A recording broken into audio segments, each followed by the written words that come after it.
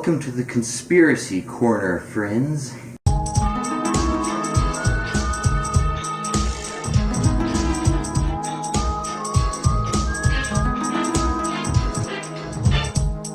Today we're talking about conspiracy theories, their prevalence in this our modern age, their proliferation, and what you can do to fight back against really lame cartoons about conspiracy theories that don't understand why conspiracy theories interest people. Let's get into it. And before we get into it, no, this isn't going to be a video about any one conspiracy theory in particular or debunking conspiracy theories. This video is going to be about conspiracy theories in the artistic sense. That is, the reason people make up conspiracy theories and why some people just find them so gosh darn fascinating. And why Netflix's new cartoon, Inside Job, is an embarrassment to the medium and nobody should take it seriously. Yes, even you shouldn't take it seriously. Let's get started, shall we? How you feeling now? So, we all know conspiracy theories. But I think one thing that very few people tend to mention these days with batshit insane conspiracy theories like Pizzagate or QAnon is that conspiracy theories used to be a lot more benign. Like, for instance, back in the day, it was just aliens and Bigfoot. And those type of conspiracy theories are not only more well-crafted, a lot more fun to believe in, but, you know, they're also a lot less damaging to people as a whole. Man, I wish I had a Blue Oyster Cult record, but all I got is James Taylor. How you doing back here, James? Don't come unstuck. Don't do that. James. I wish I had Blue Oyster Cult record. That'd be so much more in line with the themes of this video. But you get it, right? Blue Oyster Cult. Classic band whose entire aesthetic revolved around the existence of conspiracy theories and the perpetuation of a bizarre Blue Oyster Cult mythos. And I think this mythos is really well constructed. And if anything, it typifies what conspiracy theories should aim to do. They shouldn't aim to damage anyone or vilify any one group, but they should aim to tell a really well-constructed fictional story. A lot of modern conspiracy theories don't do that. For instance, QAnon is a hectic onslaught of nonsense backed up by nothing, saying nothing, it doesn't mean anything, it doesn't make any fucking sense. But tell me for a moment that you don't think the Blue Oyster Cult conspiracy theories make any sense. They're really well put together. Sandy Pearlman knew what he was doing, along with Buck Dharma, you know. These guys knew where it was at when it came to making up a really elaborate mythology around the band. Now, of course, Blue Oyster Cult takes it home in the realm of music related to conspiracy theories. But by the same token, there's also shows. The first show, which really tapped into the conspiracy theory zeitgeist and really appealed to conspiracy theorists, was, of course, Kolchak the Night Stalker, all the way back in the 1970s, following the adventures of Carl Kolchak, played by Darren McGavin, who would go around and uncover all this weird stuff like werewolves and vampires. And the whole premise is that he's a journalist, and he has a certain obligation to inform the public of what's going on, but at the same time, obviously, no one's going to believe in all this werewolves and vampire stuff. Anyone can spot a vampire from 30 yards. Tell me, did Mr. Mitchell have a couple puncture marks on his throat? But Kolchak's got to get the one disguised as a pretty girl. And she's got a way of knocking a guy off his feet if he's not careful. And so he just kind of goes around and investigates these weird mysteries around Chicago, and it's a really fun show. And I definitely recommend it for anyone who hasn't seen it. It's also a really criminally short show. It was only a couple episodes, I think like under 20, and it was birthed off a TV movie of the same name. It's a really good show, and it shows that around the 70s, conspiracy theories started getting really big. Like, sure, in the 50s you had the flying saucer scares, and in the 30s you had War of the Worlds. But with the 70s, I think, is when conspiracy theories really started taking off. Because suddenly, with the cable market, you have entire UFO documentaries that can be released to the public about Roswell and Area 51 and Groom Lake and the like. And these documentaries are really fun. Not only do they capture a lot of the new age psychobabble that was going on back then, but they have some really high-profile narrators like Brad Serling and William Shatner, and you just wonder, like, you know, how'd they get these guys into this? Here, a number of photographs of things that, if you weren't knowledgeable, you could take to be unidentified flying objects, flying saucers, in fact. Right. They show up in the field quite a bit and create what we call noise. But, you know, it's all good fun. It's just like, hey, some aliens. And these documentaries are also a lot better than what the History Channel would put out with Ancient Aliens decades later. 70s and 80s, and even to a point 90s, UFO documentaries are just a whole lot of fun. They're a lot of harmless fun, really well made, great production value, and personally, if I saw them on TV back in the day, I wouldn't hesitate to snag myself, you know, some popcorn and go watch through the whole thing, because they're just really well put together entertainment.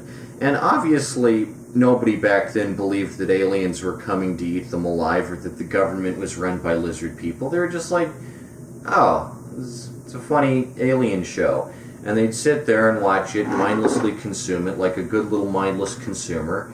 And, you know, that was all fun and good.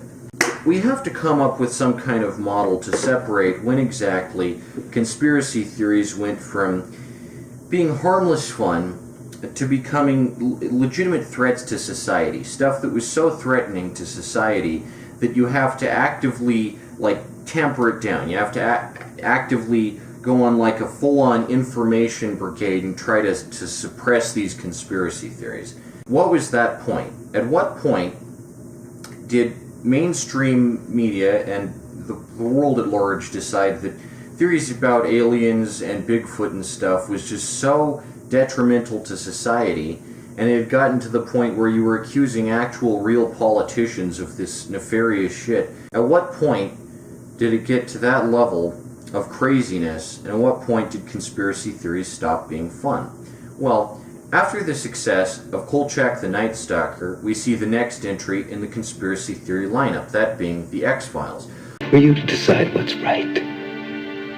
Who are you? I think the X-Files is a really great show because it wears its influences proudly on its sleeve, Kolchak among them. I'd argue that Kolchak is its biggest influence, but the X-Files is also just a really well-made sci-fi drama, and of course it also blends in the cop type element, and the dynamic between agents Scully and Mulder, played masterfully by David Duchovny and Gillian Anderson, is a lot of fun. What? That poster. Where'd you get it? What? The X-Files lasted for multiple decades because it's just such a fun show, and conspiracy theories are always relevant to the public zeitgeist because conspiracy theories, get this, are a part of the American mythology. And I think the American mythology is something that doesn't get enough credit, but when you really think about it, conspiracy theories are an integral part of American pop culture. I was down in New Mexico, not even Roswell, just Taos, which is like in the upper part of the state, and Roswell's like 100 or so miles off, and there was alien merchandise, there was alien memorabilia. You can't go to New Mexico, any town in New Mexico, without seeing alien toys everywhere and all these alien trinkets, and you can go and see, you know, the extraterrestrial highway in Nevada and like that. I think it's important to consider that conspiracy theories are part of American legend and American folklore, and aliens are a very American type tall tale that people enjoy telling stories about. It's a lot of fun to go for an abduction story or talk about, you know, how you caught the photo of the UFO or how you saw the lights over Phoenix, Arizona. That's a lot of fun. So the X-Files taps into this popularity of the current UFO craze that was going on, and in many ways is still going on, because UFOs never get old. Everyone always loves UFOs. They're a generationally, you know, boundary-crossing phenomenon. Everyone likes UFOs. The X-Files taps into that, and it also switches things up by making the guy the believer and the woman the skeptic, and in that sense, it really, you know, it really shifts the whole preconceived notions of what such a show could accomplish. The X-Files is obviously Fox, and Fox is now owned by Disney, which means that any future X-Files stuff is going to be garbage. But for what it's worth, the X-Files reboot in 2016 was actually a really well-done reboot and helped to bring the series to a new generation of fans after 2 movies. The X-Files has 2 movies both of which are also really great. It's a really great show. After the X-Files, you get stuff like Men in Black, which asks the question, instead of following these FBI agents who are on our side, what if we take a look at the other side and see how the people who are actively responsible for perpetuating the conspiracy theories live? And by this token, we get Tommy Lee Jones and Will Smith in one of the funniest science fiction movies of all time, and definitely one of the best science fiction movies of the 90s. What's so funny, Edwards? Your boy Captain America over here. The best of the best of the best, sir. Yeah, with honors. Men in Black is excellent because it takes what the X-Files established and kind of switches things up a lot and really breaks the cliches, like to an absurd extent. And Men in Black is great. I like Men in Black. If you know anything about me, I can't get enough of the franchise. Men in Black's great. Not Men in Black 4 or 3, just Men in Black 1 and 2. But I would have to say that the point at which conspiracy theories started getting much more ugly was 9/11. Because 9/11 is the sort of heated subject that just encourages a lot of anger and discourse and a lot of, vitriol. Officer, can I put his mail in the guy's goddamn hands? And obviously 9/11 has tons of conspiracy theories concerning it. I think that's bad, I think 9/11 is a very straightforward event, so you don't need to make conspiracy... James, you hapless goofball. Gosh.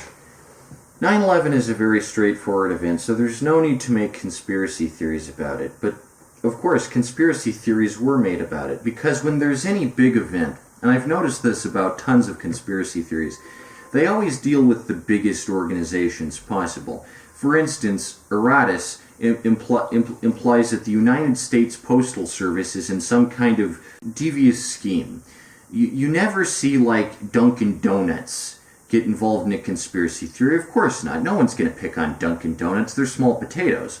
But if you imply the CIA or the FBI or Disneyland in a massive global surveillance network, then by golly, you've got a story with wide-reaching implications. And that's what a lot of people tend to do with conspiracy theories. They attack those in power and those who, under rational circumstances, wouldn't be able to keep a secret for this long. For instance, if you believe that the FBI and CIA keep secrets, sure, they keep secrets. They're intelligence organizations. That's what their job is to do.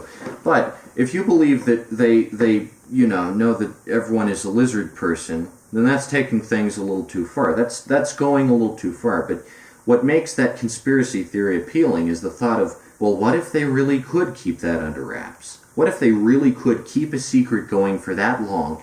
It would be the biggest thing this side of the Rio Grande if they could keep the secret of the lizard people completely secret for that long. That would be something. That would be something. That's why that conspiracy theory has so much traction, because it has wide-reaching implications. You want to make your conspiracy theory as grandiose as possible. And conspiracy theories back in the day weren't that grandiose. They were like, okay, there's aliens. So NASA feels that it's certain. Yes. What is the official opinion of UFOs? Do you accept the idea that UFOs exist? No doubt, I accept that. There's no doubt that unidentified flying objects exist. Yes. They're like, okay, maybe the government's hiding about aliens. Because there is Area 51. Nobody knows what's in Area 51. It's off limits to the public. Of course people are going to start making up wacky stories about what goes on in there. But over time, each new conspiracy theory had to outdo the last. And now we're at the point of QAnon. And, it's just not fun anymore. It's just not fun because everyone's got to outdo each other until we've got to the point where the entire government is playing this 4D chess, Monopoly game with everyone, and like they're all, in this secret cabal. It's like, not everyone can be hiding secrets from you. Not everyone can be this, not everyone. Like, in old conspiracy theories you get inner circles, like the Majestic 12. 12 people to keep a secret. How many people do you think can possibly keep a conspiracy going for, like, decades? Do you think the entire CIA would be involved in a covert operation, or just, like, 5 agents? Do you think the entire CIA would be let on to something? because intelligence departments are really good at controlling the flow of information. Hey, Mulder, listen to this. Vladimir Zhirinovsky, the leader of the Russian Social Democrats, he's being put into power by the most heinous and evil force of the 20th century. Just like anything else that gets too mainstream and too popular, the more people get into a fan base for something, the less fun it becomes. I would argue that the same thing applies to conspiracy theories, because, think about this, conspiracy theories rely on you feeling like you're the beneficiary of some kind of arcane, forgotten, or lost, or cryptic knowledge. Conspiracy theories function, in effect, because they make you feel special. And if you're not special, if you're just one out of millions who believes in the exact same conspiracy theory, then you're really not all that special, and the information you have is the same information everyone else has. But the X-Files really took advantage of the internet, and it was one of the first shows to have a large internet shipping culture / fandom who, got invested in the characters and made up tons of theories, and you can still see plenty of X-Files forums from as far back as 1994. We're talking the genesis point of the internet.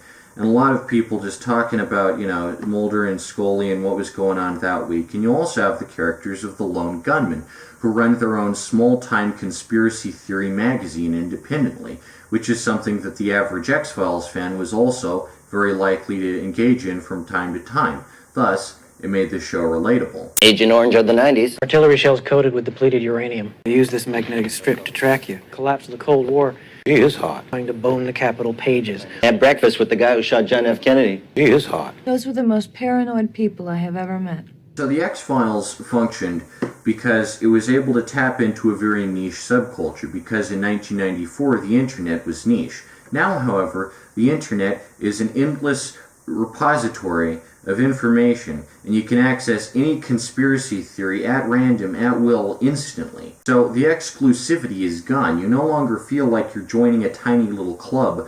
You feel like you're just looking something up on Bing. This is how we go from old-fashioned conspiracy theories, where it's just one guy against the man, just one raving lunatic with a bulletin board and tacks. These days, conspiracy theories tend to take advantage of the internet as much as possible, really milk the internet and abuse its capacity for the spread of information by spreading misinformation and starting an entire political movement. And I think, frankly, that this is disgusting.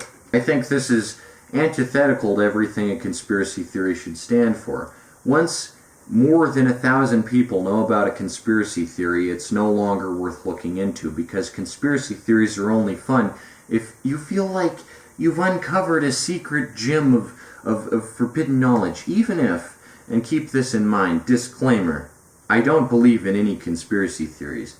Not even aliens. I don't even believe Area 51 has aliens in it. And that's like as milquetoast as it gets. I don't buy into any conspiracy theories, but I do think conspiracy theories are a really great source of entertainment.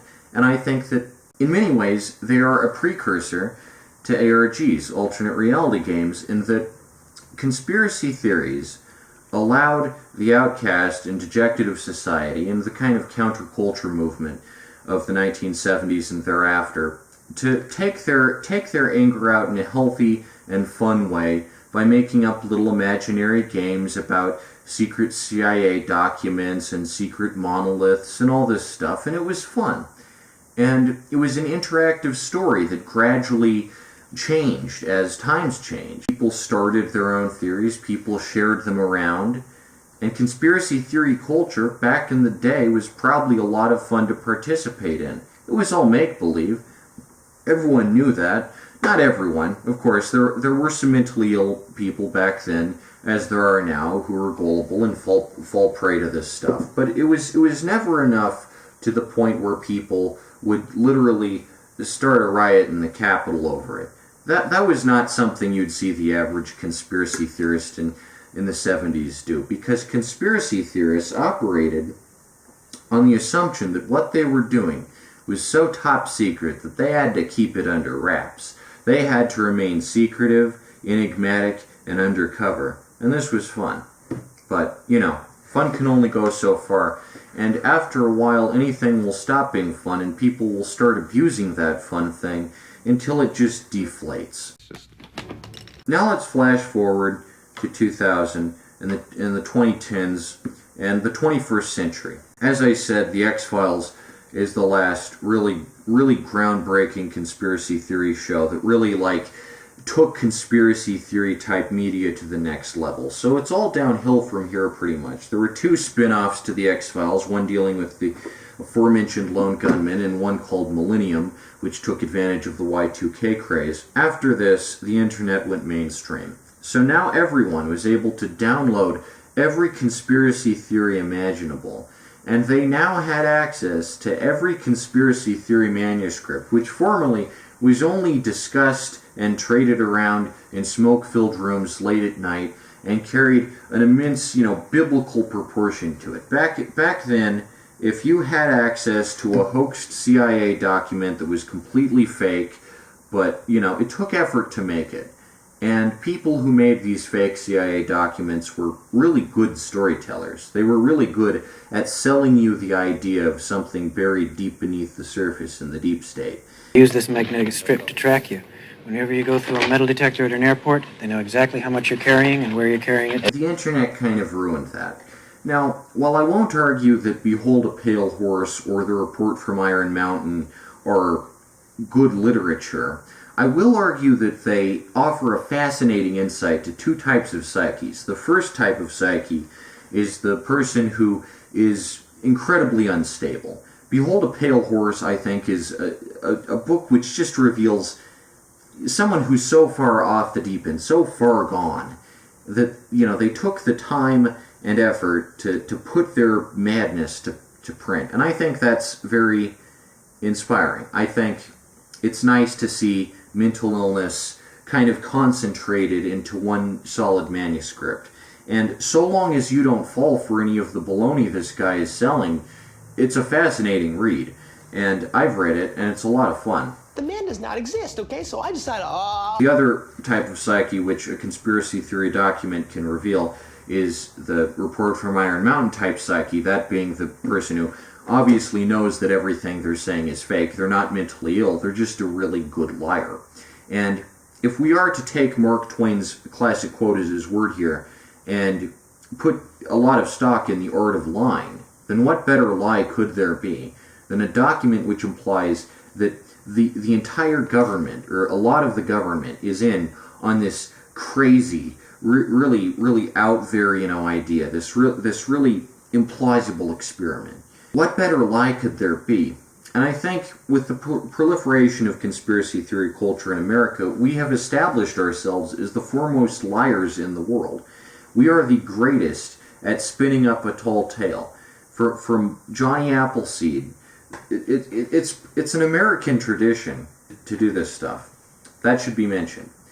Conspiracy theories are not intrinsically negative. They add something to America. They add something to our culture and our way of life, and I think that's neat to think about, kind of, That's kind of neat to think about. Anyway, getting to the present day mess we find ourselves in. Inside Job, Netflix's new animated cartoon about conspiracy theories. Have you ever wondered who really runs the world? An animated cartoon about conspiracy theories.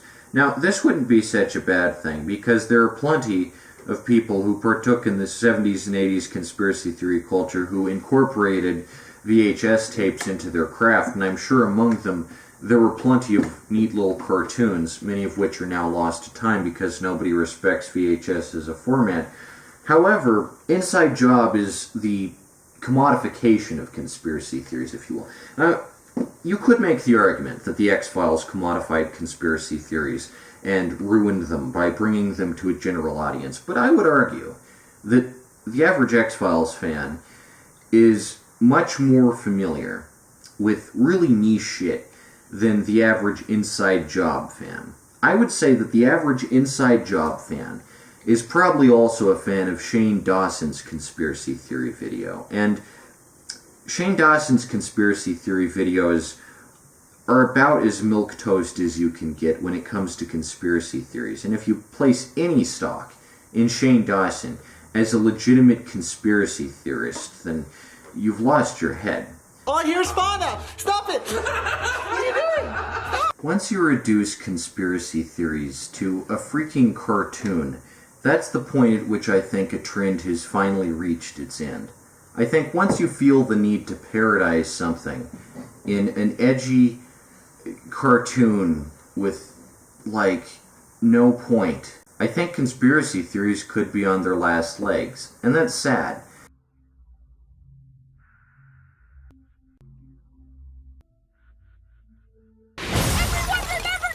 Because at their core, conspiracy theories are nothing more than really well-told works of fiction. I think we need to respect conspiracy theories as a storytelling medium. Not only are they just an incredible phenomenon that has evolved and changed along with the, aspirations and themes of the decades, but conspiracy theories, some of them, take a lot of effort to make up.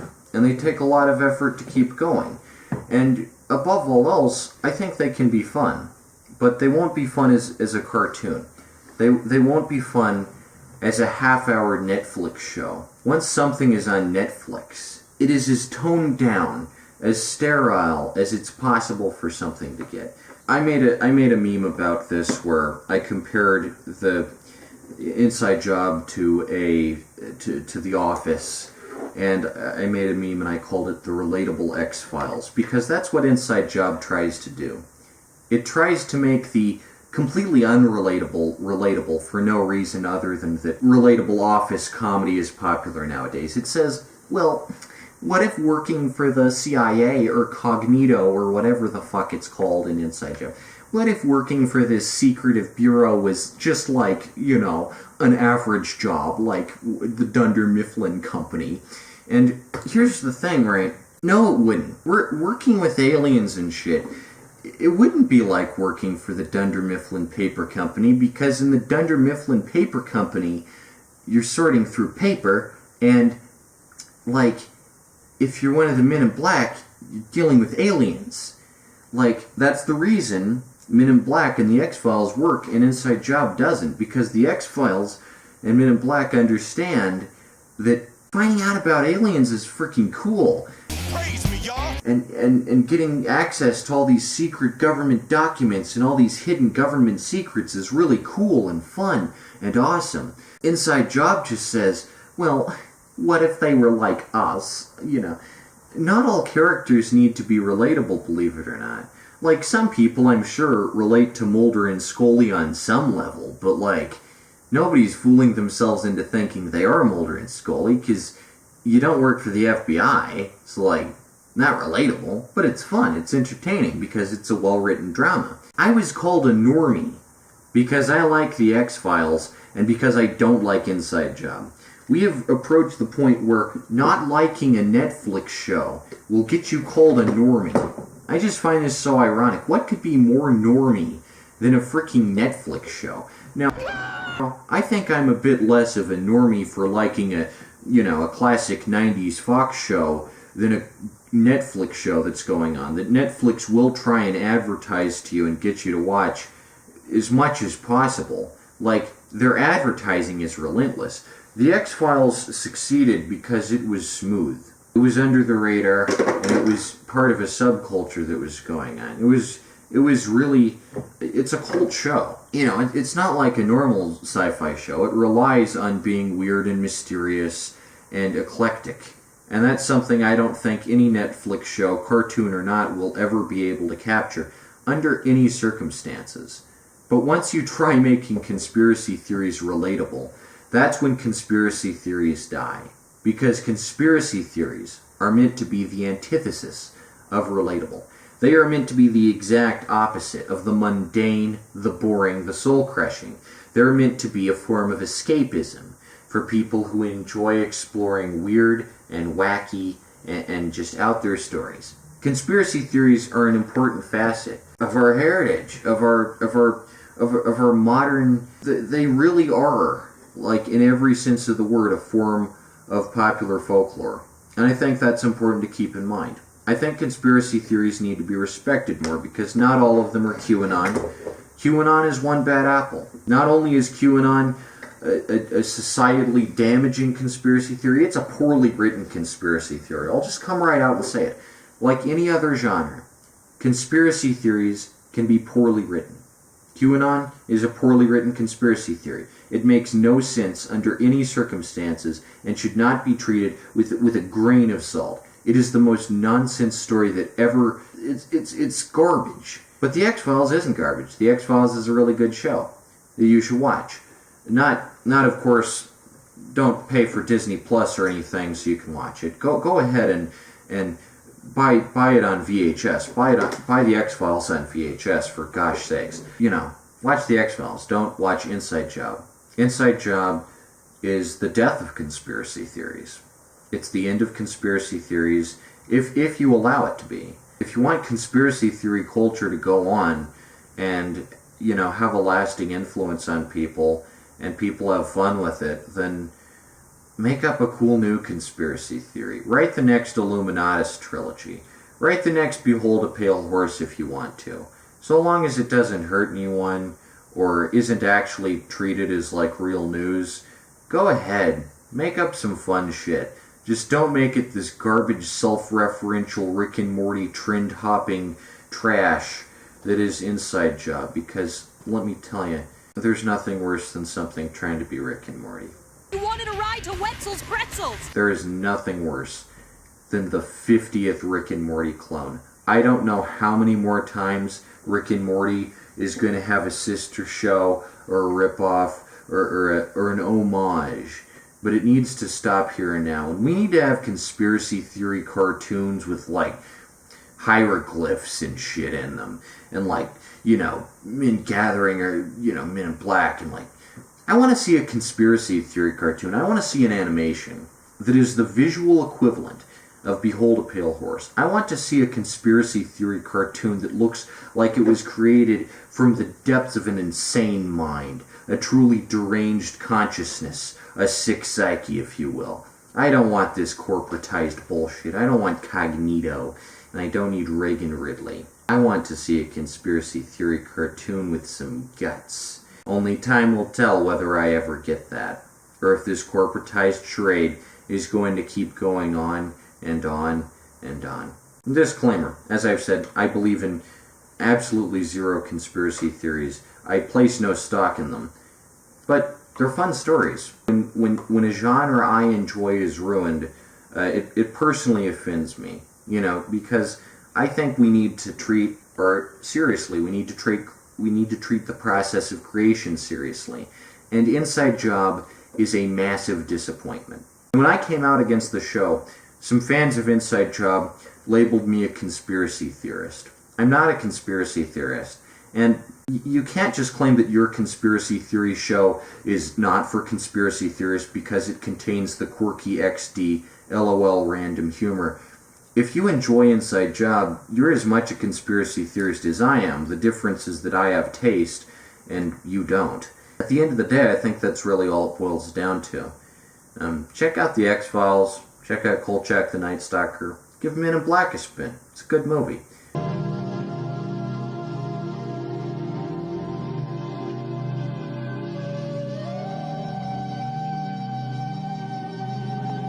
Stop watching Inside Job, and stop treating Inside Job like it's the greatest cartoon, or even a cartoon with any merit. It's not a cartoon with merit. It's not a good cartoon. It's a bad cartoon. And I think it's high time that we just admitted to ourselves that something can be bad. And the way to fix QAnon isn't to make a quirky XD, LOL, random XD cartoon about it because you think that conspiracy theory culture is relevant, and even though you don't really give a shit about the long and storied history behind it, you'll hop on the trend, and you'll also hop on the Rick and Morty trend simultaneously. The solution is just to educate people. Help them understand the difference between a conspiracy theory, which is a fun story that tells, you know, a cool narrative.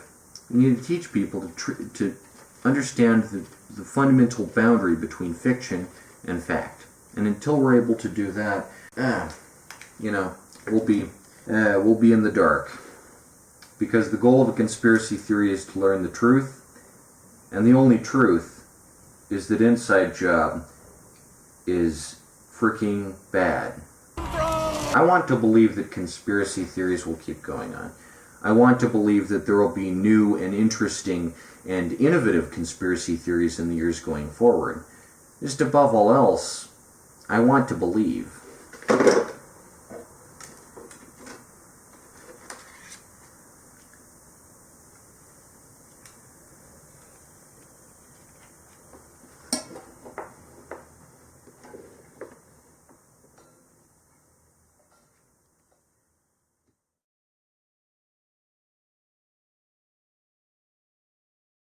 What?